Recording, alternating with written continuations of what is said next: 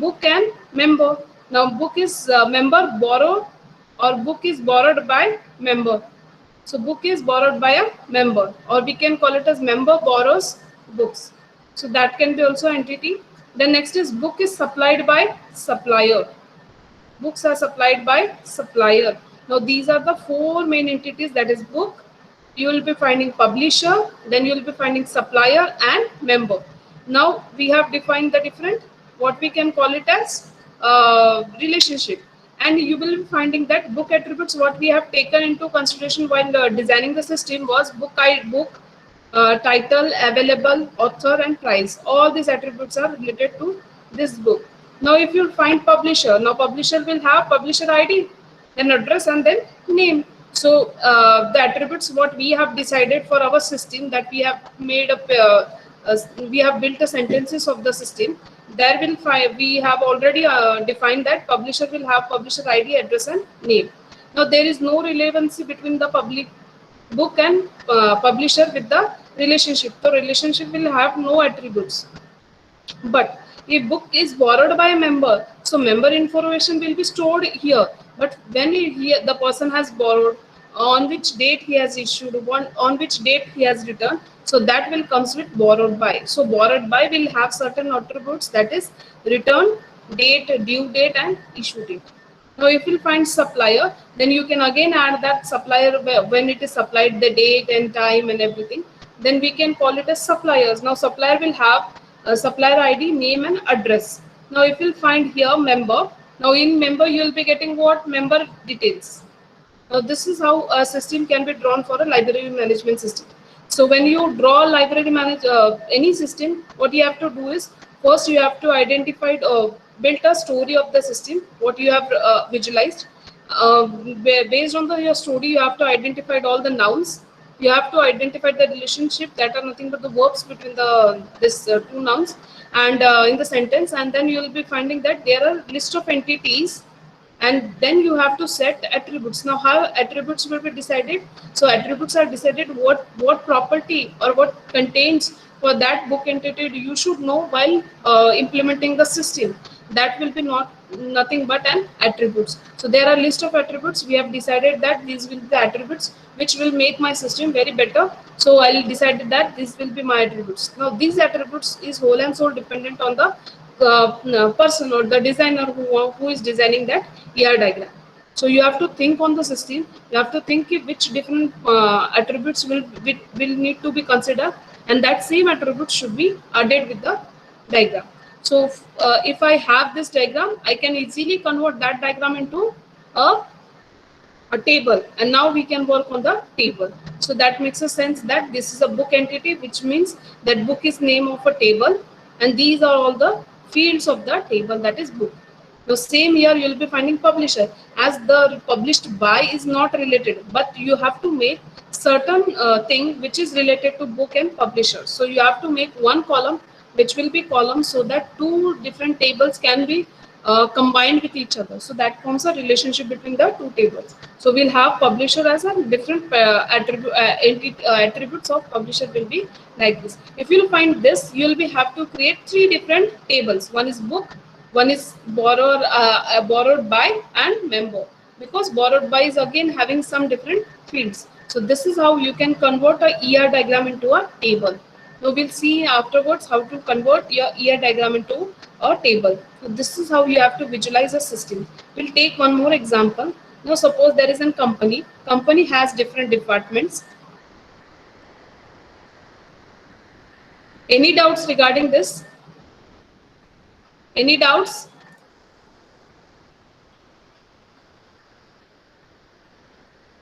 You got this? How to draw an ER diagram? Yes, ma'am. You can speak when I am asking. Yes, ma'am. Okay. Now we'll see that company has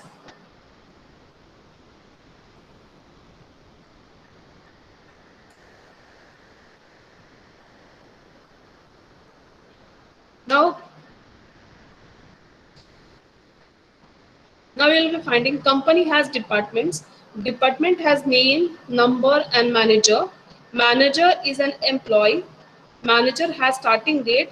department has several locations. Uh, uh, Dear students, take your page from a notebook, and draw a ER diagram for the given system, and show me your that diagram. Clear? So you have to start drawing the diagram, ER diagram with me. Company has department. Department has name, number, and manager. Manager is an employee. Manager has starting date. Department has several locations. Department controls project. Project has name, number, and location. Employee has name, social security number, address, salary, sex, and birth date. Employee is employee is one department but may work on several projects. Employees works for an hour on each project. Employee has supervisor. Employee has dependents with name, sex, birth date, and relationship to the employee. Now, how you are going to implement this system?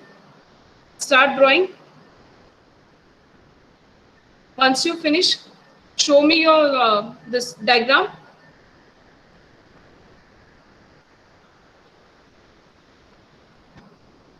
You got?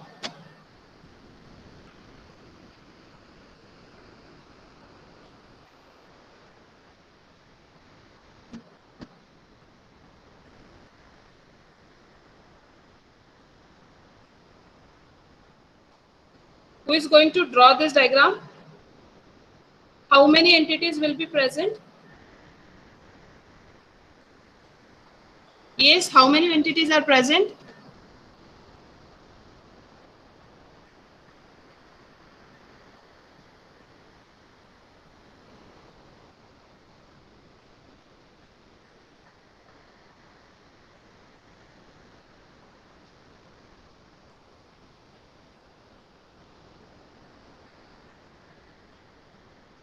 Chinmay, how many entities are present?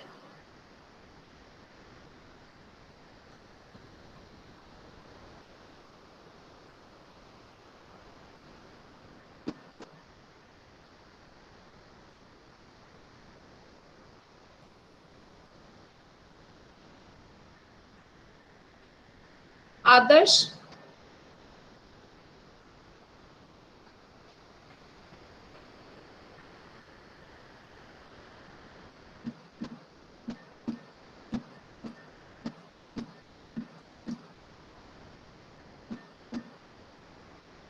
So I'll show you diagram.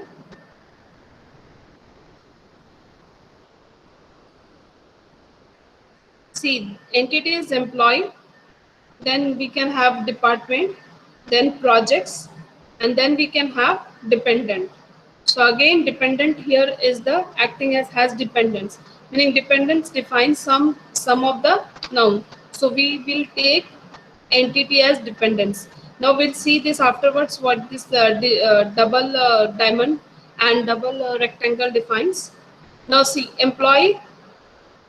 Yes, employee has different attributes. If you see name, we have again elaborated name as, we can move to a composite attribute. Then we have this address, salary, sex, then we can have birth date, etc. All these are attributes related to employee. Now, employee works for a department.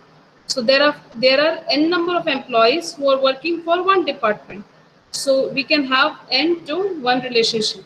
Now next is employee manages department, meaning one of the employee who is called as manager, who manages the department. So we can make it as one of the employee can be 1 to 1. Employee has supervi and supervisor. So there is one supervisor and we can have n supervi. That can be we can define this relationship. Now employee works for a project, so n number of employees works for n number of projects, so we can have relationship as this many. And now it defines that it works in hours, so we have to define that works on basis of hours. So we have added one attribute that is called as hours. Now employee is one employee is dependent, depends of n dependent. So we can have that kind of relationship here. So for time being, you have to don't merge with this double diamond. We can call it as relationship, and here you can find as double rectangle. That is, we can have total participation. We'll see afterwards. Clear? Clear how to draw this diagram? Now, any doubts? Any doubt?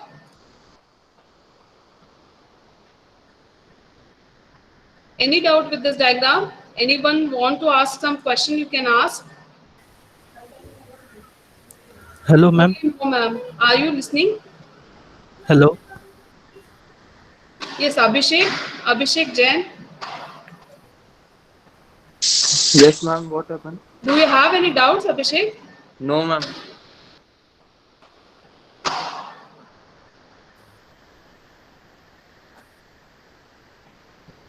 Hello, ma'am. Rahul Singh. Yes, ma'am. Ma'am, I had one doubt. There are connections leading from employee to supervision. Hello, When that Rahul. Your voice is not audible.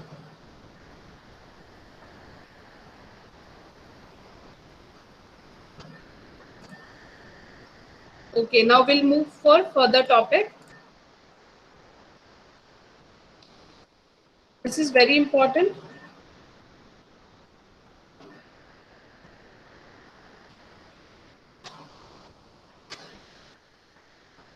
First, participation constraints.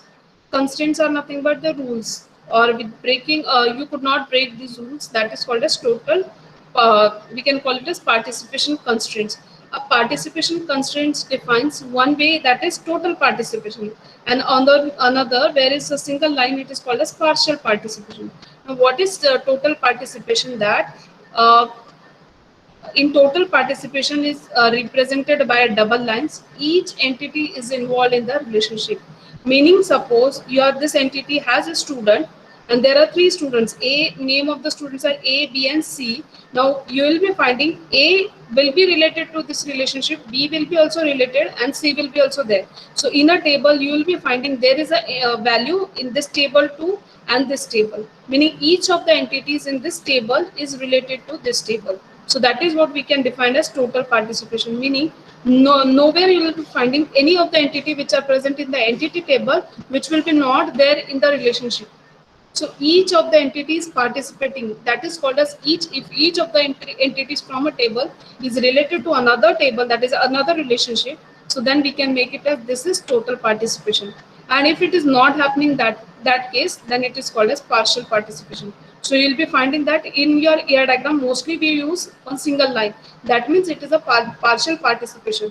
If you want to make a system that if there are 10 students in who took admission in computer department, so I have to add all the 10 student in my department. I could not skip anyone. So that is meaning each entity in C admission department and the computer department has to be related. And if you find, so all 10 entries will be find in both the tables. So that is what we'll be finding as total participation. Now in partial participation, that is not mandatory. So not all entities involved in the relationship, and this is called as partial participation. So you got this, what this double line defines. Now somewhere you will be finding this double relation, double diamond in the relationship and double rectangle. So this is, we can call it as this type of relationship is called as weak entity set. Weak entity set is nothing but it is very important to understand what is the weak entity set. Now see, if there is a customer, now customer entity is standalone. All the customers details should be properly there. So this is called a strong entity. Strong entity meaning this customer table has its own ID. We can call it as own primary key. So that is customer ID. But you will be finding if customer borrows loan, so there will be no any situation where each customer is going to borrow loan. So borrows and loan is depend on that some of the customer is going to borrow the loan. But there is no any relationship, no any primary set in the loan, because if there is a one customer, it may take more than one loan.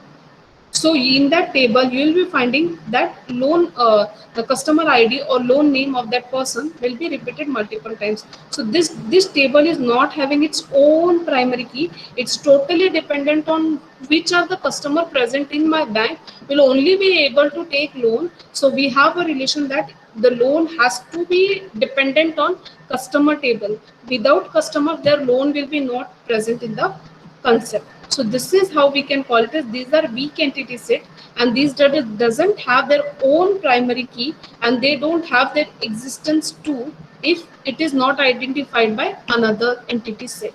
Meaning if customer table doesn't there, then loan has no meaning in the system. So an entity set that doesn't have a primary key is referred to as a weak entity set, and the existence of weak entity set depends on the existence of the identifying entity set. Meaning for this loan table, the primary key of this loan table will there will be no any primary key with this loan table, so it totally have to depend with the customer. So customer borrows loan, so this we can define as, we can have this as weak entity set. In university, you will be asked an important question that what is difference between a strong entity set and a weak entity set. So there are some examples. I have already jotted down some points that a strong entity set always has its own primary key. If you find here, customer is having its own primary key. Customer is having its own primary key, so it's called a strong entity. But loan doesn't have its primary key, it's a dotted, meaning it is dependent on some another attribute. So it is called as weak entity set. So it doesn't have a sufficient attributes to form a primary key of its own. So it is represented by a normal rectangle. It is represented as a double rectangle. It contains a primary key represented by underline. It contains a partial key or discriminator represented by a dash underline. A member of a strong entity set is also called as dominant entity set, and it's called a subordinate entity set. Meaning it's a we can call it a subset of the original set.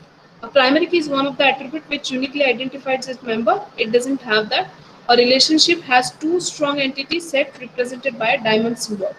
If two entities and both are connected with each other with a strong relation, then we can define as single normal diamond symbol.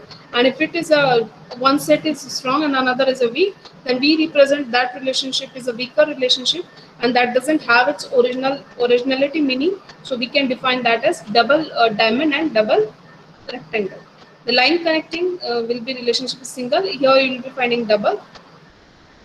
Now, total participation in the relation may or may not exist, but here you will be finding there will be always a total participation. There will be no any extra thing will be added in the loan table without breaking the rule of the customer table. So that will you will be finding a total participation, and that's why the line between these two is will be always a double line.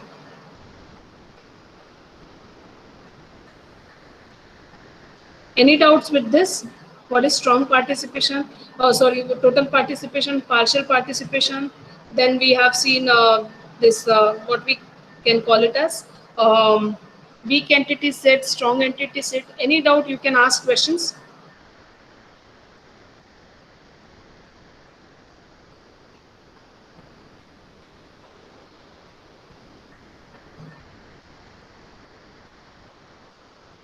Any question? Post on the chat box.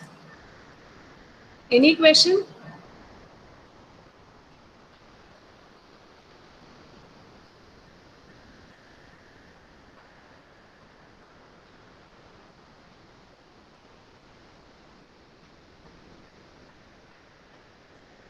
Okay, fine.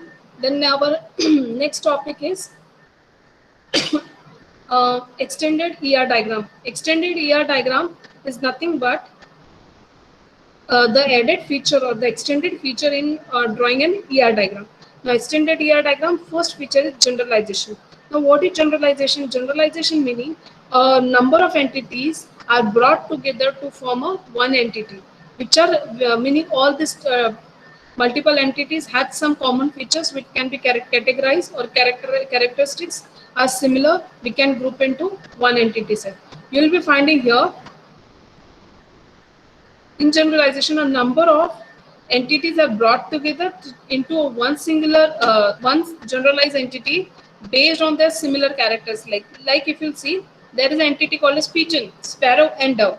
All these are categories of birds. So we can club together and we can form one entity that is called as birds. So we can generally explain this as inheritance, that is multiple inheritance, multiple base table, and you generate one of the derived table. So all the properties of all these three tables will be categorized, or characteristics will be collected into the birds table.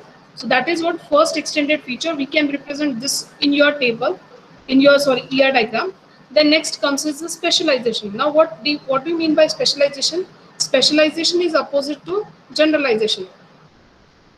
How it's the opposite. Like in multiple inheritance, what you find is multiple base class, you will be getting one derived class, or multiple entities, you will be collectively forming a single entity. But here you are breaking the entity into multiple sub groups, or we can call it sub entities. Like suppose that if there are person table, then person table, can a person is a student, or we can define a person is a teacher.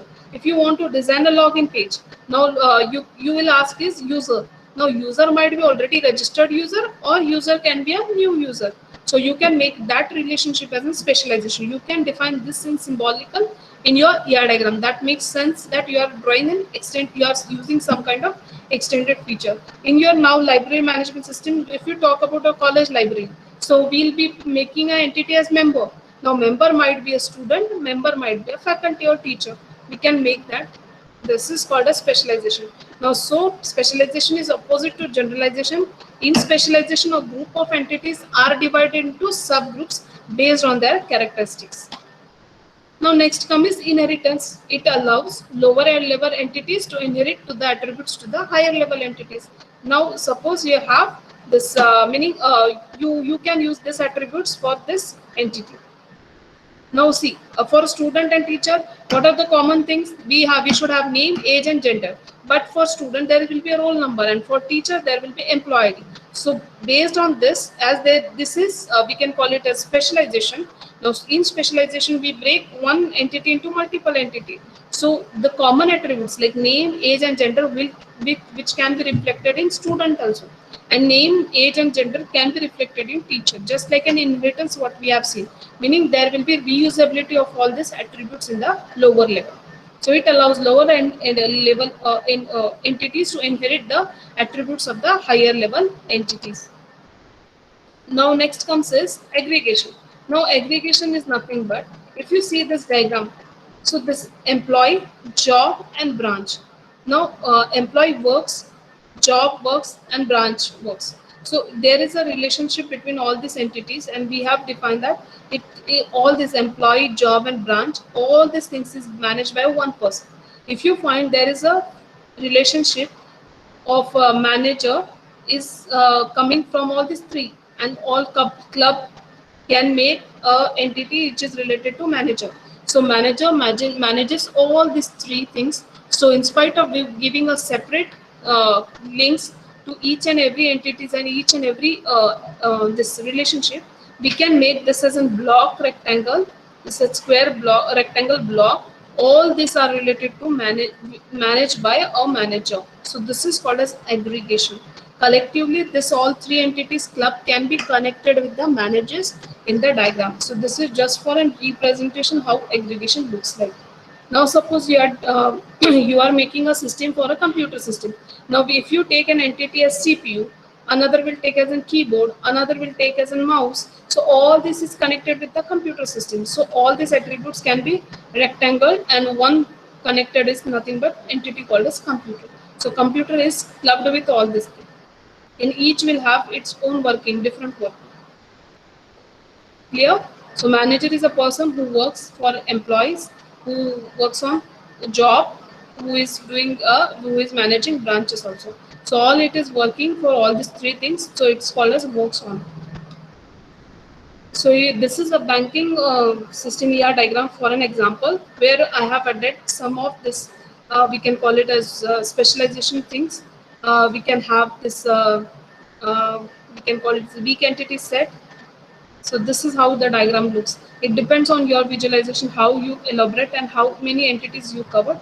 that doesn't make sense that how big you are drawing the diagram. It should cover all the things what is related to the system. Clear? So you just view this diagram for 5 minutes. Then if you have any doubts, you just ask me. Any doubts, you can ask me.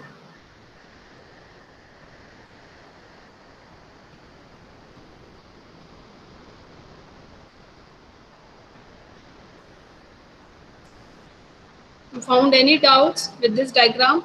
Any part you are not getting? How to make this relationship to be occurred? So you can ask me.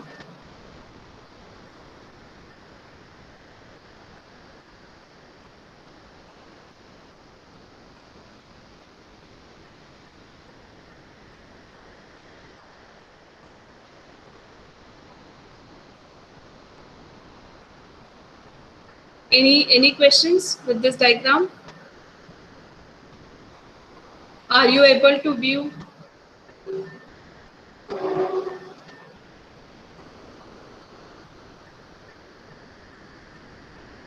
Yes, you take your own time and draw this diagram.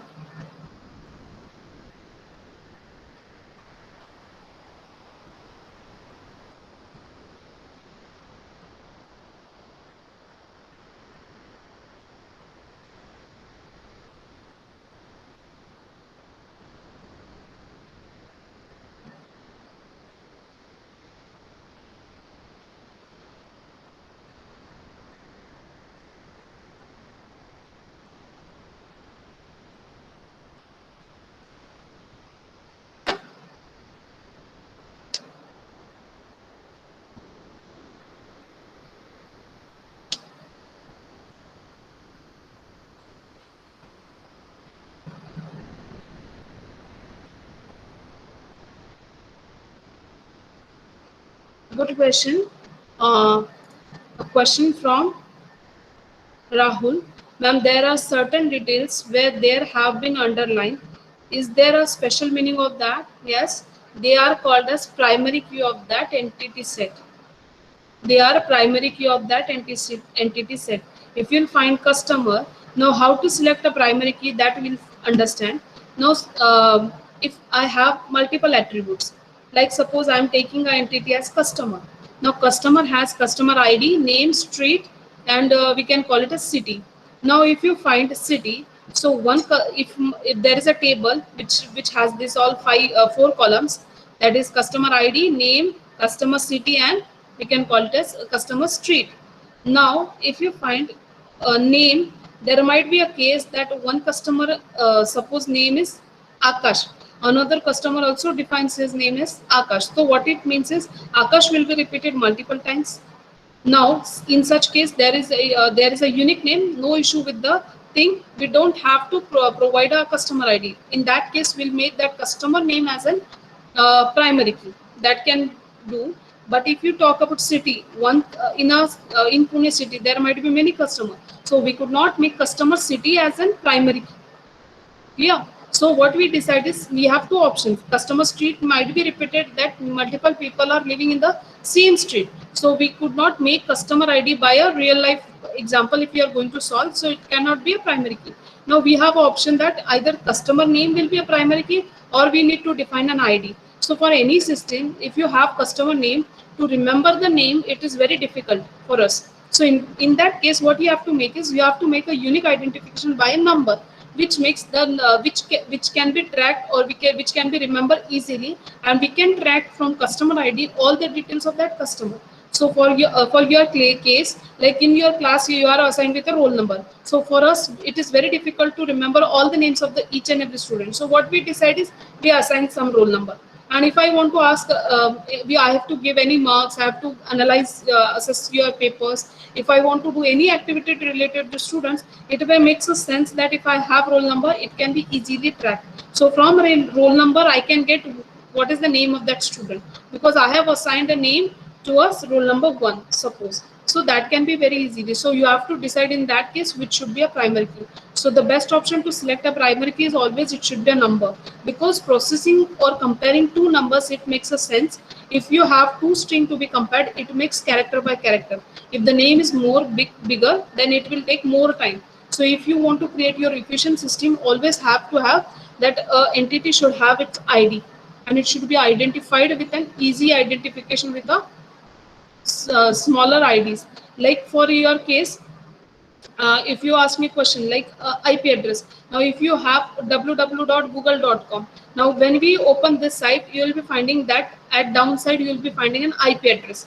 But for this case, number is not being easily remembered. So that IP address will not be remembered easily. But if you have www.google.com, it makes a sense, it makes a easy sense. Now Google has assigned it an IP address, but for our easiness, we are using string as in primary key in spite of having IP address. So that is how you have to decide a primary key of your system. Clear with this? Good question from Sampada. What is difference between has a and is a kind of relationship? Now is a meaning you are breaking a system, meaning is a nothing but we can define that as specialization. And if there is a has a, that makes a generalization. That is generalization. Now if you see here in this diagram, you'll be finding this is a relationship is nothing but account is break into saving account or current account, checking account. So we have divided or break this. Now if suppose we read from opposite direction, like saving account and checking account are two different entities and we are clubbing to make a account. So saving account has account and checking account has a relation called as checking account. It's just we can call it as we can call it as from top to bottom or bottom to top. That is what has a and is a kind of relationship. Clear? So when you define a system, when you select an attribute, you have to decide which different attributes you people are using and what is the purpose of that attribute to be read. Now if you see this whole picture on your screen, you'll be finding that in this system you will be finding multiple tables. Now you have to calculate how many tables will be required to design this system and how this one table is related with the another table. That will be our next part. Okay. Yes, clear with this? Any doubt regarding this, how to draw an ER diagram, how to select an attributes? There might be many questions in your mind. It should be have, what is this, we can call it as participation, how to decide this can be a local weak entity set, how can decide the participation is a total participation. This sort of questions you should have. Any more questions?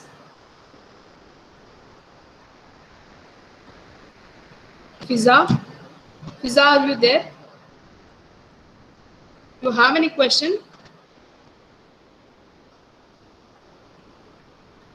Ashwini Birada?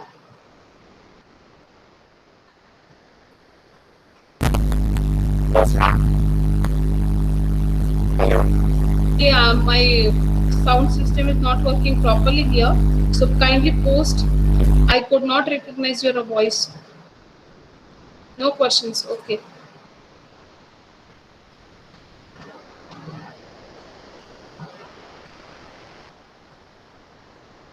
That's it with ER diagram.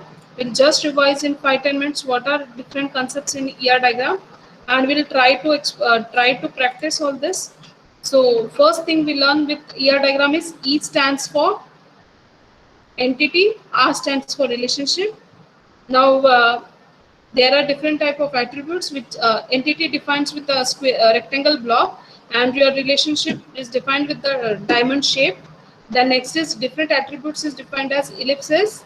If there is a double ellipse, that means the attribute is multi-valued. If it is a dotted ellipse, it defines it's a derived attributes. If it is composed of multiple input, it is called as composite attributes. Then we have seen what are different how to draw an ER diagram. The steps to draw an ER diagram is, first step you need to find is you have to define or describe the system or its scope of the system. You have to write a theoretical sentence of the given system.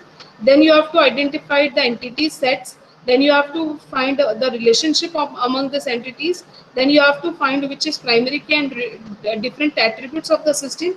And then you have to start with the symbolical representation of the ER diagram. These are the 4 steps you should always understand, that define your system, make a story of your system, then identified entities, then relationship, then you define your attributes, and then finally you start with the drawing of the ER diagram. Then we have seen different types of extended features of the ER diagram, that is aggregation, generalization, and specialization. And inheritance is all about how you reuse the different attributes of the entities. Now next we have seen about partial participation and total participation. Total participation is defined with the double line, and partial participation is defined with the single line. Then we have seen weak entity and strong entity. Now weak entity set defines that the rectangle is double rectangle, and the diamond shape, meaning the relationship between this weak entity is again a double diamond. So that is what it defines it. And again the participation between the weak entity set is always total participation. Clear? Yes. And strong entity set has its own primary key. Weak entity set doesn't have its primary key, so the weak entity set is always whole and sole dependent on the your customer, or we can call it as the another entity. So that's it from my side. Any different questions?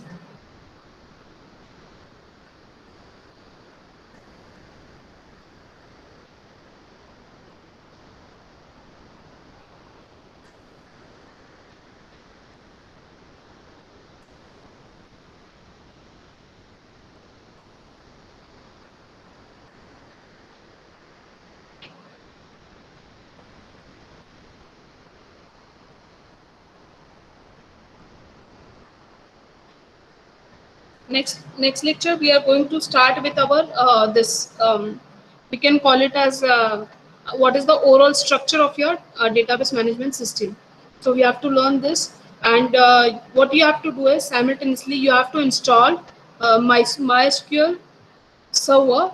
We are working on your server only, on your laptop. If you have Ubuntu operating system, then you have to go with sudo apt get to note down the steps.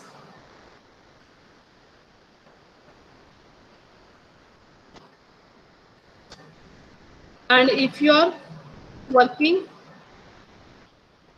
on Windows, so you have to install MySQL installer.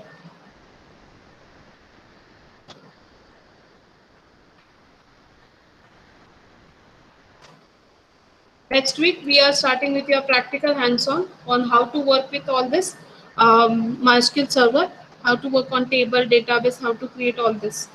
Clear with this? So before that you have to install all this.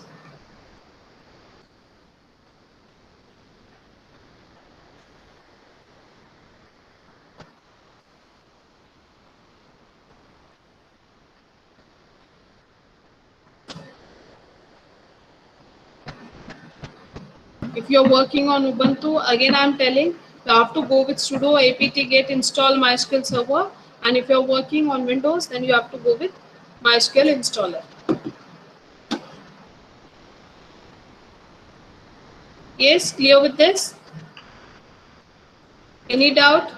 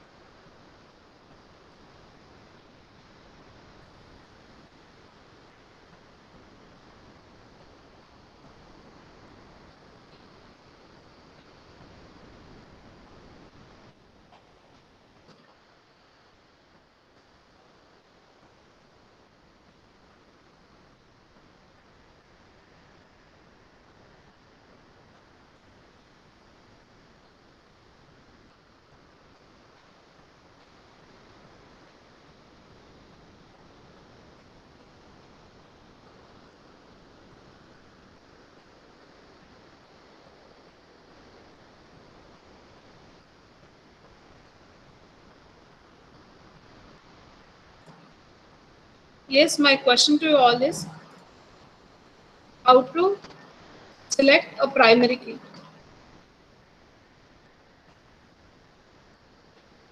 How to select a primary key?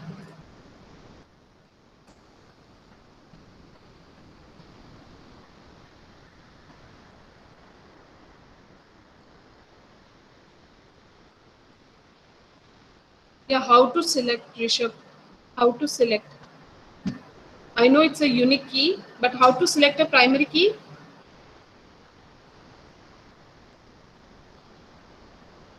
If suppose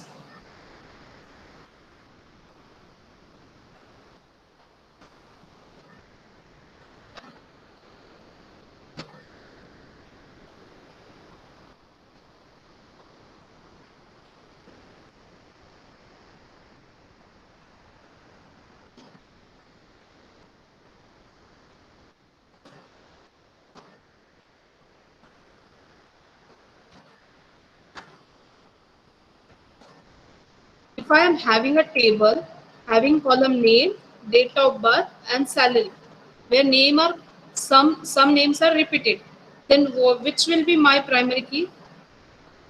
Yeah, it must be not null, correct? How to select from this table my primary key? If my table is having a column as name, date of birth, and salary, where names might be repeated, then name is repeated, Akshada. So we could not select because it should be a primary key. Why to create index? I don't want to add any column. Name plus date of birth, Tejas. Salary दो लोगों को same salary हो सकती है. Date of birth unique नहीं हो सकती है.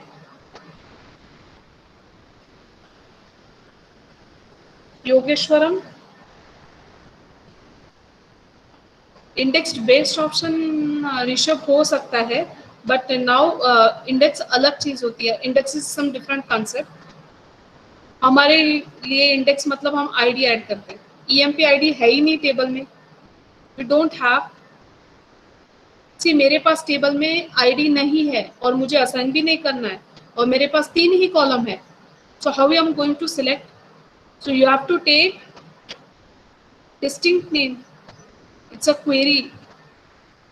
It shows your output as distinct name.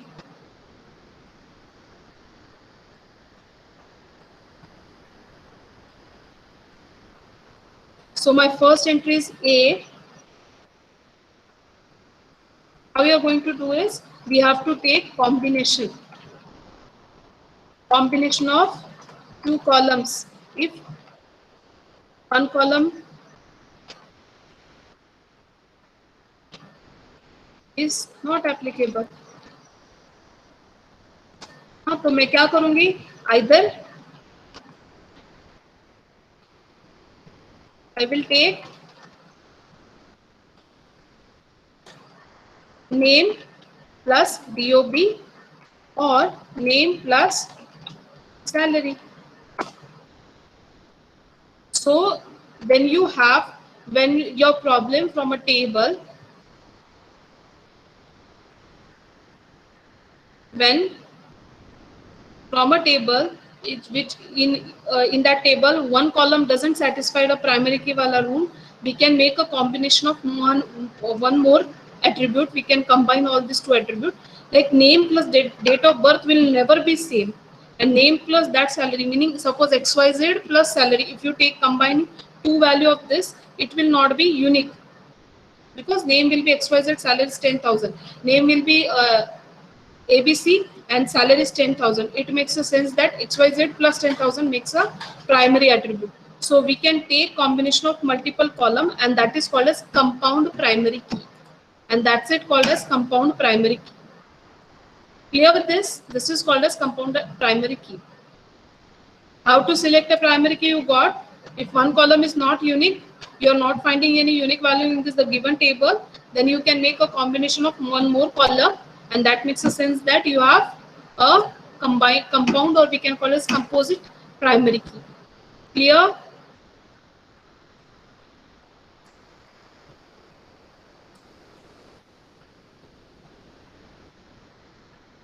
Okay. One more question. Where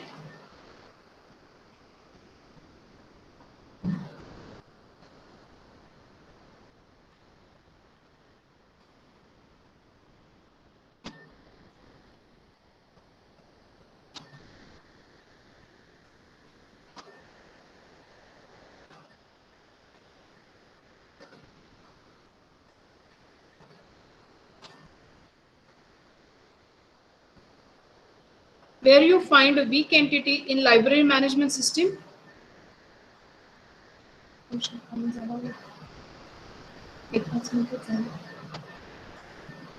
Where you find a weak entity in library management system? Weak entity set. Weak entity set doesn't have its own primary key. It's totally dependent on another's primary key. Yes. Payment. Of what payment?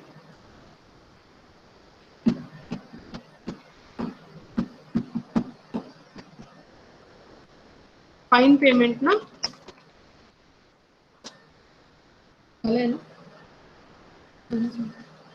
If you want to calculate fine in library management system, then you can have weak entity set, because each students will not be getting a fine, and the student who has to pay some amount for as in fine will be dependent on another's primary key, where it is stored, like either it might be relationship between a student or member and fine table. So that is what you can define a fine payment. You can make it as weak entity set in the library management system.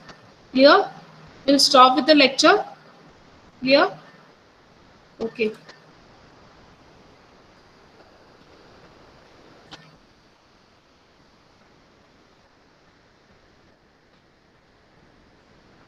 I'm stopping this meeting. You join with Jamil sir's lecture meeting. Okay.